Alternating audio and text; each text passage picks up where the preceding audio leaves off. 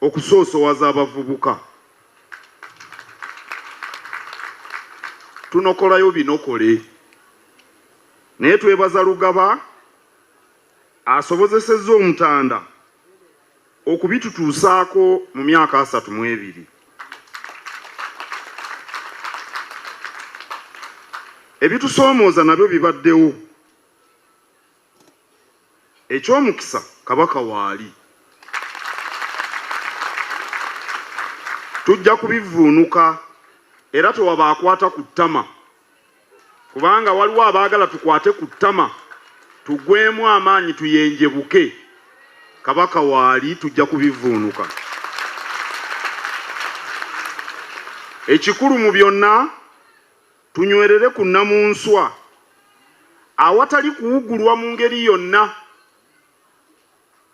Atujja ku munnamunswa tetumuvuma naye tumutunuulire n'eriisa ejjogi.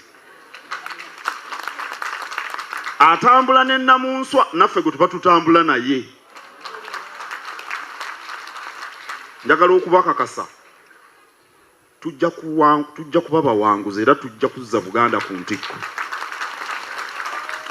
Kammalirize nga neebaza Mbuga Omulangira Nakibinge olw'okutwaniriza ku lusozi luno Kibuli. Muneegatteko twebaze Supreme Mufti olw'essaala ey'enjawulo gye yaweereza olw'emyaka 32. 32 gino kikyosobola okwogera bwe ng'atalaaza eggwanga lino n'olyetooloola n'oliraba ebizibu ebiriyo n'abantu embeera gye bawangaaliramu, kikyoyinza okwogera ku bukulembeze bw'abeene?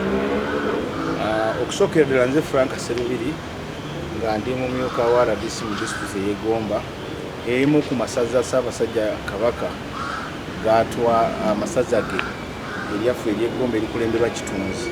Okusookera ddala twagala okuyozayoza Ssaabasajja Kabaka okutuuka ku matikkira ge ag'omulundi ogwa 32.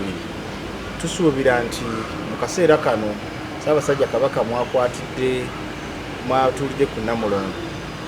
Ffe ng'abavubuka tusobodde okubeera ku mwanjo nti ssaawa zino ebyaliwo luli emabega ng'omuvubuka tasobola kutuula n'avaamu nsonga yakwogera eri abantu ne bagiwulira.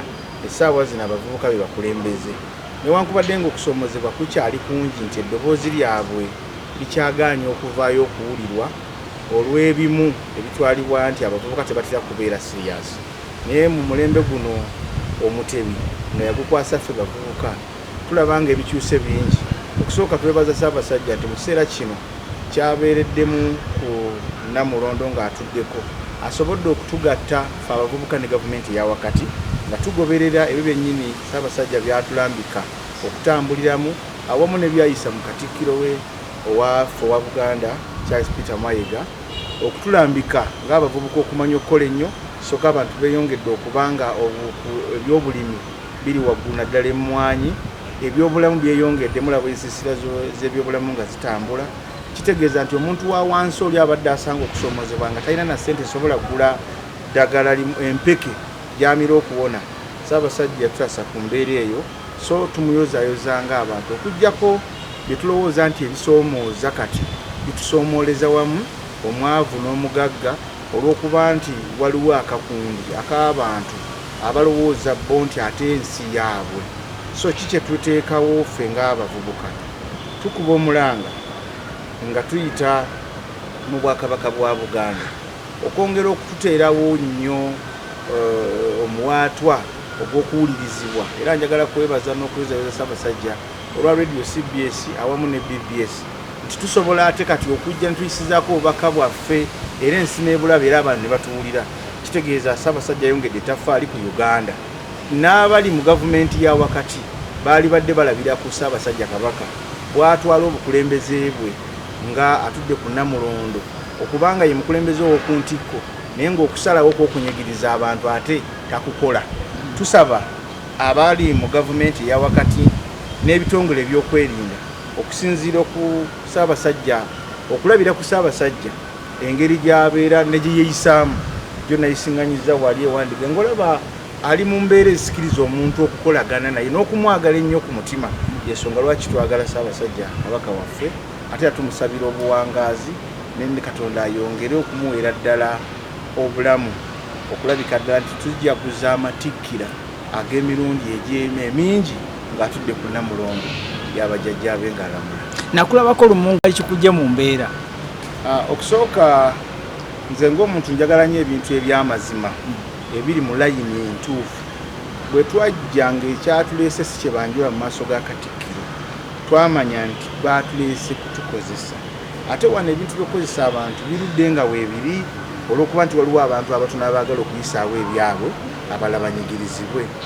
Twakozesa ekintu ekyo eky'okugyayo eddoboozi ng'abavubuka abalala tubeere ekyokulabirako eri abavubuka abangi nti omulembe guno wadde Ssaabasajja agezezzaako kugukumaakuma naye bassebo ne bannyabo ekiri mu ggwanga kikyali kyakukwatisa n'amaanyi nti omuntu akyasobola kufuna bwenkanya butaliimu kuteekamu mifumbi na kukozesa maanyi. Tusaba tudde ku nkola ey'enfuga ey'empisa n'okugoberera amateeka. So ekyo twalaba nga tewali bwenkanya kyekyatuleetera embeera naye twetundira Obuganda bonna ne Ssaabasajja nti ffe si mpisa yaffe ng'abavubuka b'omulembe omutebi okusibuka empisa mu maaso g'abantu abakulu naddala nga tuli wano mu Bulange naye waliwo okunyigirizibwa okusuka ku mbeera ey'obuntu.